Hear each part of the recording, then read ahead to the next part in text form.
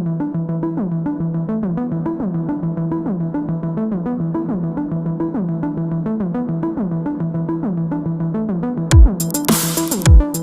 voilà dans la dernière séquence vidéo du dernier module de ce cours d'introduction à la physique des particules. Et dans cette dernière séquence, on va approfondir un peu la précédente discussion de l'énergie sombre et la matière sombre. Et pour faire cela, on s'est invité du département de la physique théorique de l'Université de Genève. Je vous présente Ruth Dürer, qui est professeur de physique théorique et qui est spécialiste de la cosmologie, ce qui reste la partie de la physique plus impliquée avec ces deux phénomènes qui sont jusque-là inaccessibles à l'expérimentation sur les accélérateurs existants. À la fin de cette séquence, vous allez comprendre un peu mieux comment la matière sombre et l'énergie sombre agissent sur l'univers qui nous entoure. Alors Ruth, je crois qu'il y a peu de doute sur l'existence de la matière sombre, non? Ou est-ce que je me trompe? Est-ce qu'il y a encore des gens qui croient que la matière sombre n'existe pas? Oui, il y a des gens. La matière sombre, comme vous avez déjà entendu dans des cours précédents, a été confirmée seulement par une interaction qui est la gravitation et par aucune autre. Donc, il se pose la question, est-ce que notre théorie de la gravitation, pour découvrir la matière sombre, il ne vous faut que la gravitation newtonienne, est-ce qu'elle est modifiée à large échelle? Il y a des gens qui ont essayé ça et qui ont pu expliquer, par exemple, le fait que la courbe de rotation des galaxies à large échelle ne descend pas comme on s'attendrait si la gravitation obéit les lois de Kepler, mais si on peut modifier la gravitation telle qu'on obtient les courbes de rotation plates aussi. Mais comme on a beaucoup plus de confirmation de l'existence de la matière... les lentilles gravitationnelles et tout le mouvement des galaxies, les interactions des galaxies, comme le bullet cluster. Ouais. Et si on veut expliquer tout ça en modifiant la théorie de la gravitation, on peut le faire avec ce qu'on appelle TeVeS, par exemple. Mais c'est une théorie hyper compliquée, où on fait des hypothèses qui sont beaucoup plus...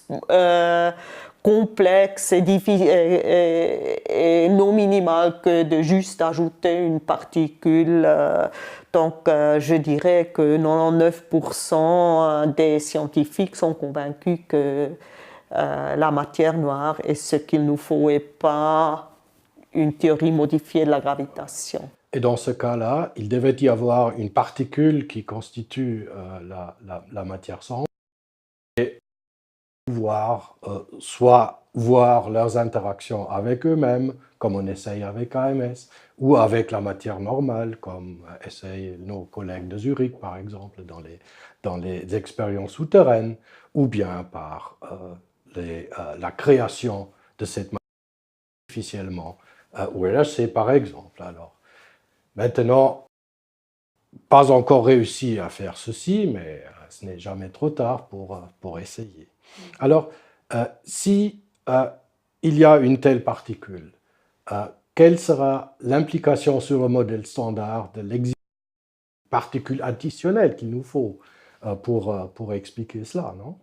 Bien sûr, une telle particule est au-delà du modèle standard de la physique des particules, mais il y a plein d'hypothèses pour l'existence de telles particules. Par exemple, la supersymétrie, on s'attend qu'il y ait une particule supersymétrique stable, ou on peut ajouter un neutrino lourd pour expliquer, par exemple, aussi la génération de baryons ou de leptons dans l'univers, et ça pourrait en même temps aussi jouer le rôle de la matière noire. Un neutrino à petite masse, ça ne marche pas parce que ça a des vitesses trop grandes pour être confiné dans les galaxies, etc.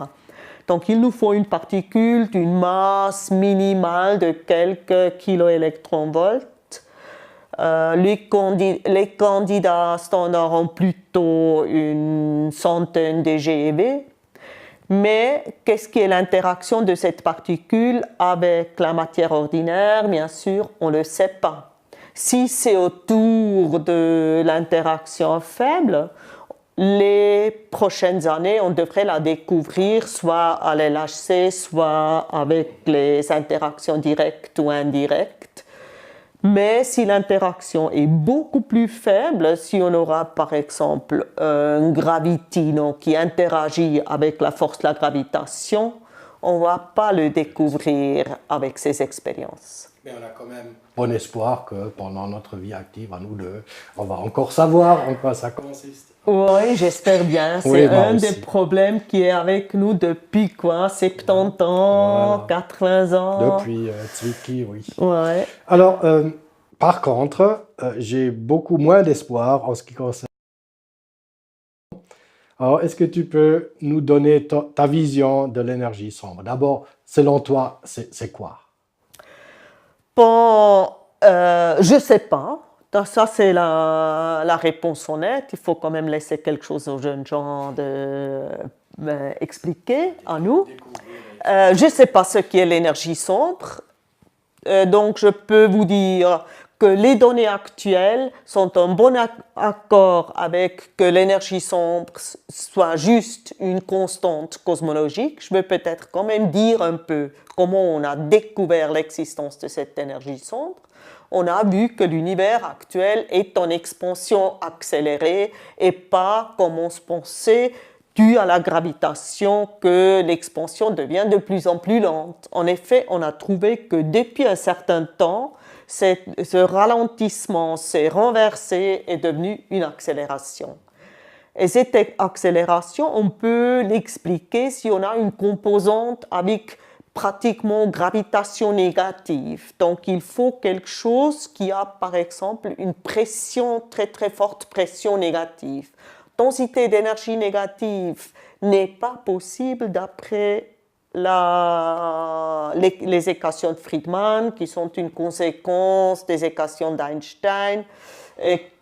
On a un peu gratté la surface de ces équations pendant le cours auparavant. Alors là, si vous n'êtes plus familier avec regardez la séquence précédente qui parle justement des équations de Friedmann.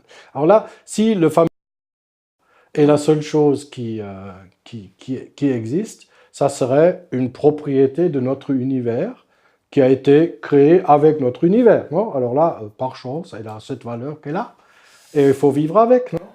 Bon, c'est plus compliqué que ça. Le problème est que ce lambda, cette constante cosmologique, elle change par exemple si les interactions dans l'univers passent à travers une transition de phase. Oui. Et donc, comme l'inflation, pour ne pas la nommer. Par exemple, pendant l'inflation. Et cette transition, cette constante cosmologique a changé d'une valeur qui était 10 à la puissance 120 fois plus que la valeur actuelle qu'on mesure.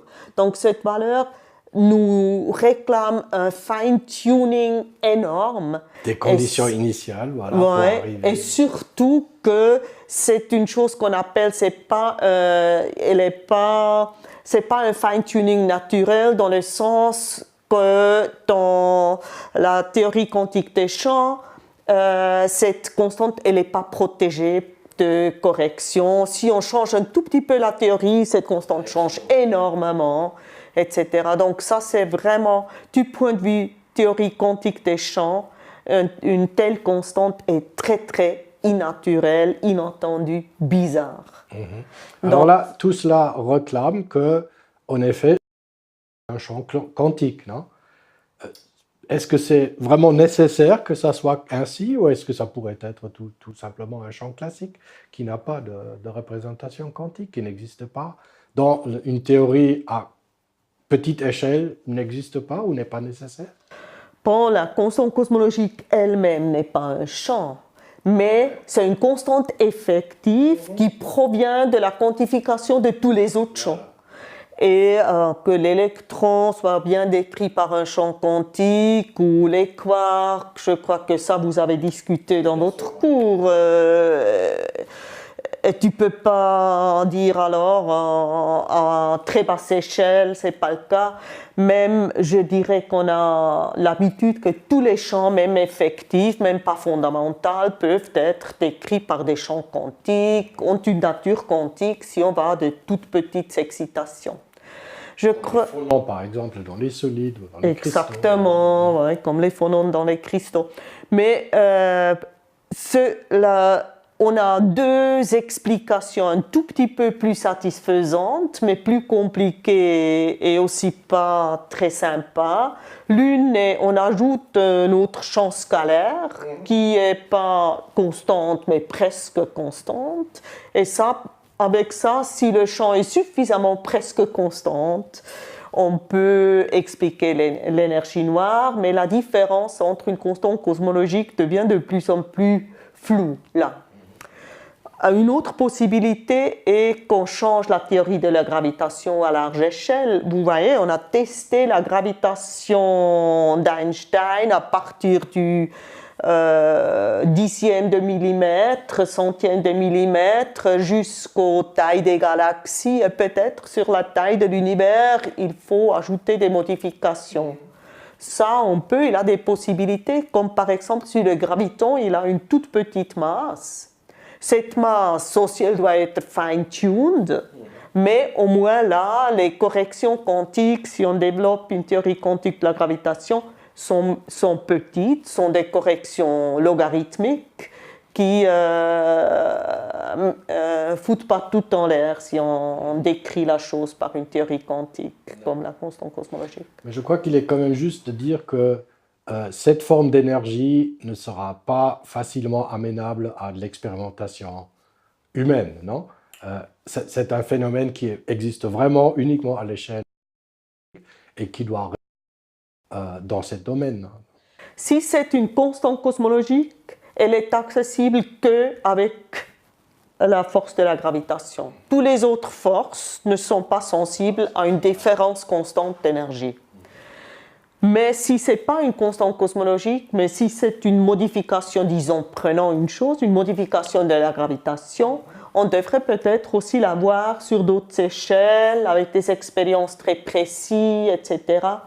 Mais ou, par exemple, si le graviton a une masse, ça veut dire que le photon a 5 hélicités, pas seulement 2, et peut-être, avec certaines expériences toujours gravitationnelles, on pourrait exciter ces autres hélicités du graviton. Donc là, il aurait d'autres possibilités de voir ça. Possibilités mais expérimentaux. Ouais, d'autres. Mais je dirais quand même aussi une expérience cosmologique est une expérience humaine, donc c'est pas sur l'échelle, mais l'échelle de tester à l'LHC est aussi peu humaine que l'échelle cosmologique. Là, je te donne raison. T'es d'accord, Martin? Ok. Alors, merci beaucoup pour cet entretien.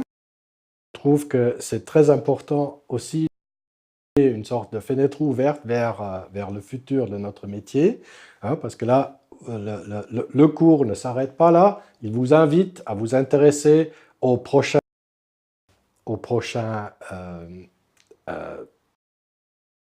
expérimentaux aussi bien que théoriques dans le domaine. Alors, je vous invite d'avoir les yeux et les oreilles ouvertes pour ce qui va se passer, qui va encore probablement révolutionner notre métier dans les décennies à venir. Je vous remercie pour votre attention.